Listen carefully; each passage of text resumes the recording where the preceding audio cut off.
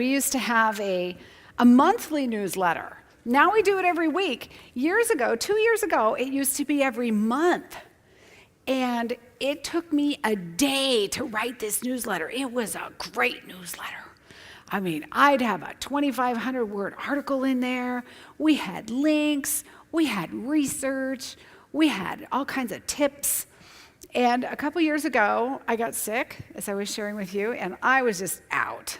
And I told my office manager, I can't do it. I cannot even function. We're going to have to skip the newsletter this month. I just can't write it. I know.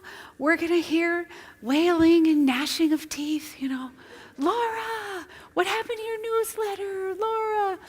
So out of 38,000 people who are subscribed to this newsletter, how many people do you think we heard from? Not zero. Who said that? I heard that. Three people out of 38,000 said, did I miss something? Did it go into my junk mail? Did you? Now this is really good information for me, right?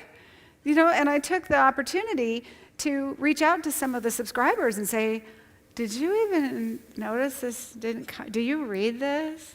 And some people who had actually taken my class, they said, oh, I remember from your class, I made this rule that when I get your newsletter, it goes into this folder, and I mean to read it, on the plane, the next time I'm there, and I just found out pretty much everybody said, it's just too long.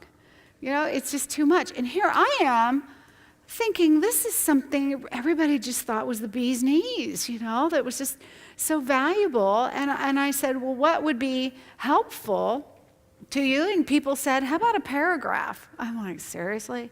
A paragraph, right? And they said, yeah, just like some kind of quick hit tip that I could just go do right now. I'm like, okay. So now I do it weekly, which seems like it would be more, but it takes me 20 minutes, right? Once a week instead of a whole day every month. That's better.